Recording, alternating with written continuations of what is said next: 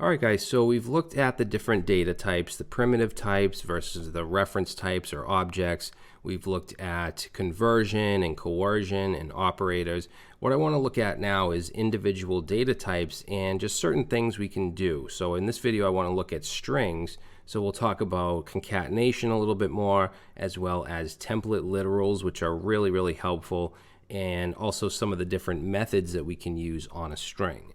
Now, like I said in a past video, strings are primitive. However, if we use a method like, let's say, toUpperCase on a string, which is primitive, JavaScript puts a wrapper around it and makes it a string object. So in that case, we can use methods. All right, so let's start off here by initializing a variable. I'm just going to say let x because I'm going to do a lot of output. So let's say console log x. And then we'll start off here with concatenation, which we've already gone over. We basically have our string. Actually, you know what I'll do is let's do like a sentence. We'll say hello, my name is, and then I want to put a variable, and I'll set those variables here. Let's say name equals John or whatever you'd like, and then let's say const age equals 30.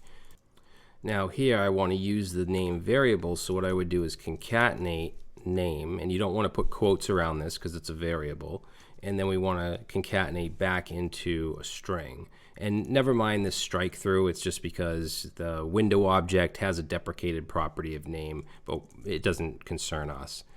And then I want to say, and so my name is John and I am space concatenate on the age plus, and then let's do another space here in the quotes and years old. So that is, you know, kind of a pain in the ass. But if I save, we say hello, my name is John and I am 30 years old. If we change this to, let's say, 31 and save, obviously that's going to output. Now I want to show you how to do this same thing using something called template literals, also called template strings. So I'm going to take x and just overwrite what we just did, and I'm going to use backticks this time. Okay, so backticks are used for template literals, not quotes. And then we can do the same thing. We'll say, hello, my name is. Now, instead of having to, you know, put a space here and then concatenate here, what we'll do is use this syntax, a money sign and then curly braces. And then in here, I can put my variable. If I save that, you'll see it says, hello, my name is John. Now, this isn't just for variables, this syntax, it's for any JavaScript expression. In fact, I could just do like 1 + 1, and it'll evaluate it to 2. So we can essentially write our JavaScript in here. So I just wanted to say name, and then I'm going to just space, and then and I am. I want to put my age here. So again, I'm going to use this syntax and say 31 years old, and you can see that that output's fine. So this, to me at least, is much, much easier and cleaner than this. So you'll be using template literals quite a bit. Now, template literals didn't come into JavaScript until 2015. It was the ES 2015 or ES6 update was where template literals were introduced. Before that, you would have to do this. So now what I want to do is look at properties and methods, or let's say string properties and methods. So if I say, let's say x equals and then hello world. Actually, I'm going to give this a different variable.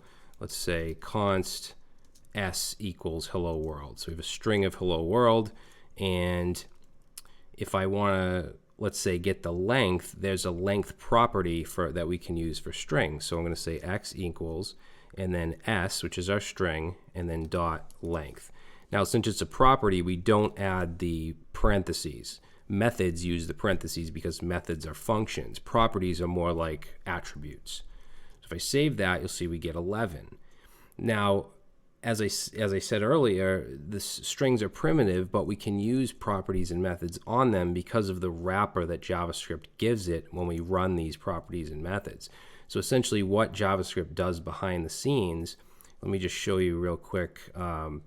If we were to do, let's say, x equals type of, and then we'll do type of s, and and let's just comment that out because that'll overwrite it. So we get string, right? But what the wrapper does when we run a property or method is it basically says new string, and it creates this string object. Now if I save, you'll see I get object.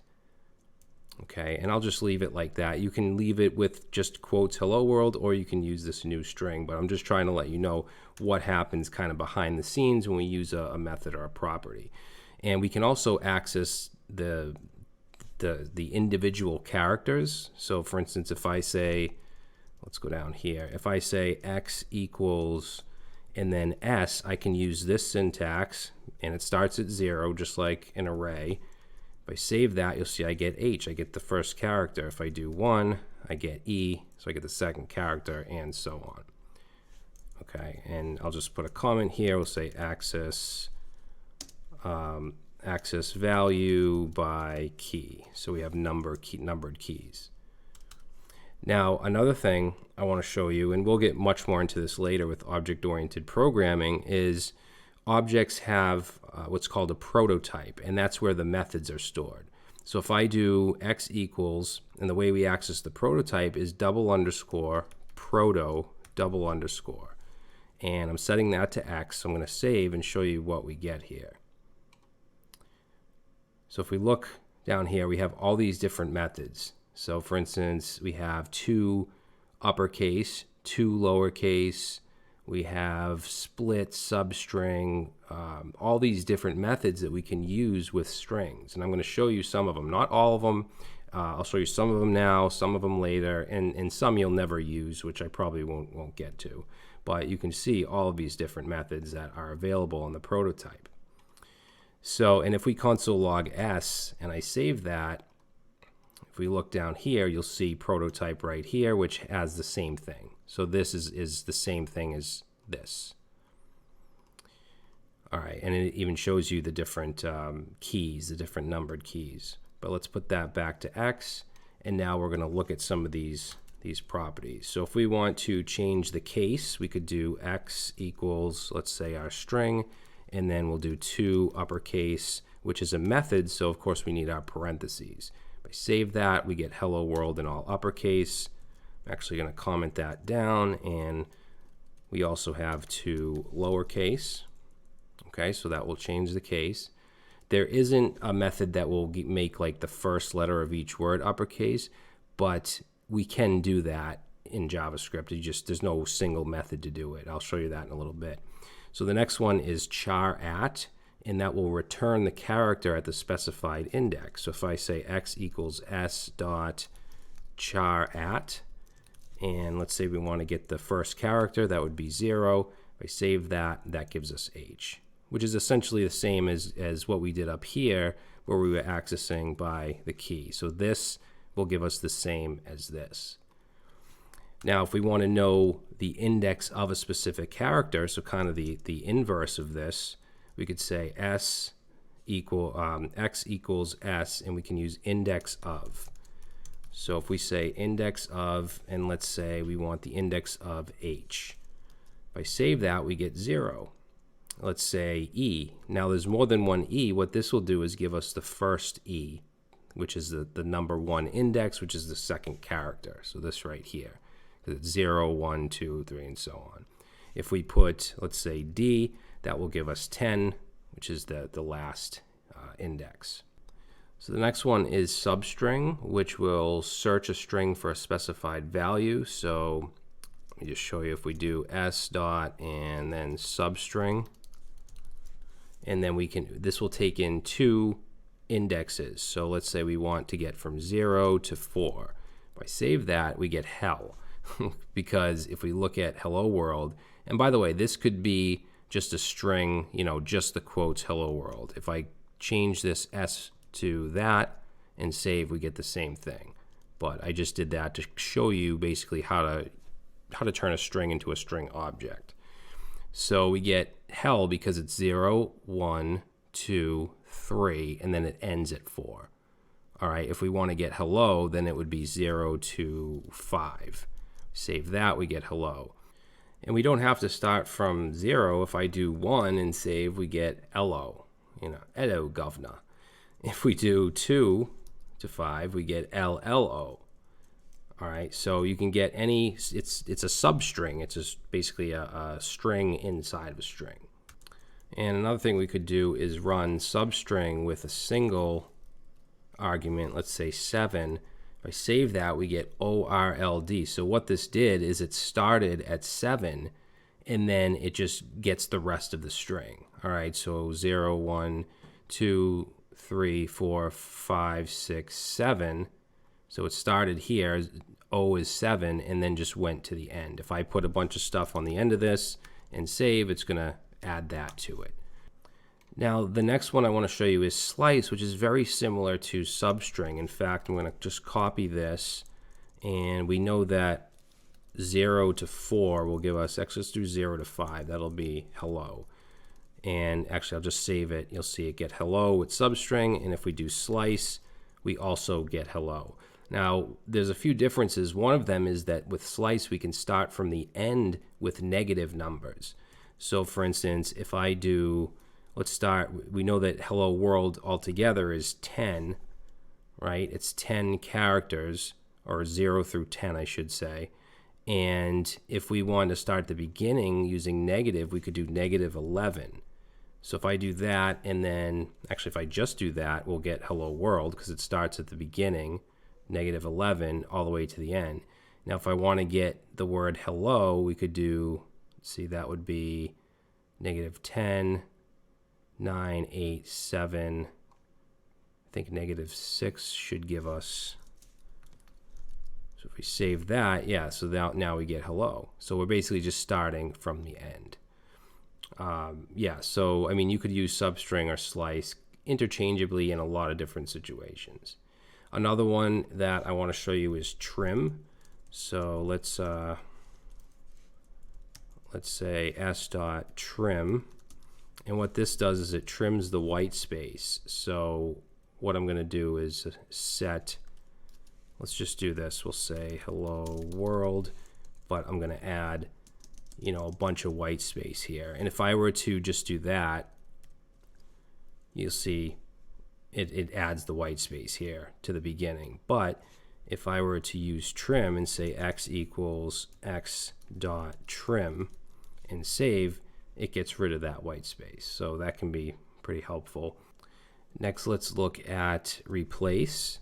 So I'm going to say x equals, and let's set, so we'll take string, and then we want to replace.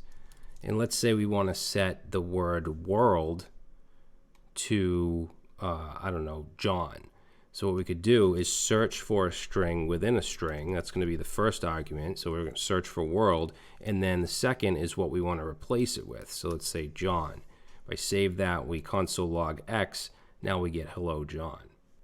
Now let's look at includes, which will return true or false if a string is found within that string. So if I say s.includes, and we want to, let's say we want to find hello. If I save that, we're going to get true because this is found within that s string. If I do hell, that's going to be true. If I do hell e or hell I save that, that's going to be false because this string is not found, it's not included in the hello world string. Okay, so that'll return true or false.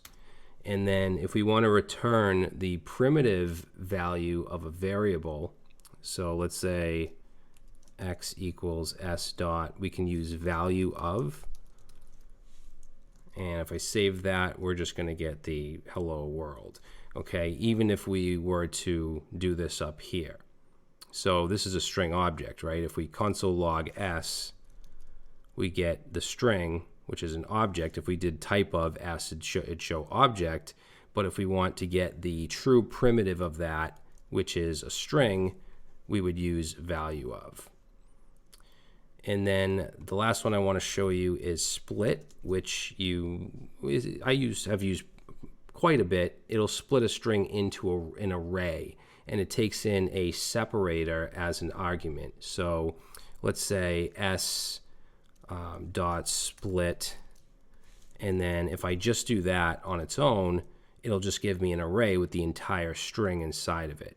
Now let's say we want to split by the space because it's hello space world. Then we would pass in here a space, and now you'll see I have an array with 2 strings. And I know we haven't really gone over arrays yet, but we get an array with 2 strings. Okay, if I wanted to split every character into an array item, then I would just put quotes. If I do that, now we have an array with 11 items, and each one is each character. Okay, so that's split. Now, there's a lot more methods, so you can see here, and I'm going to go over some of these in future videos. Some of them I won't because they're not really used that much, but of course you can experiment on your own as well.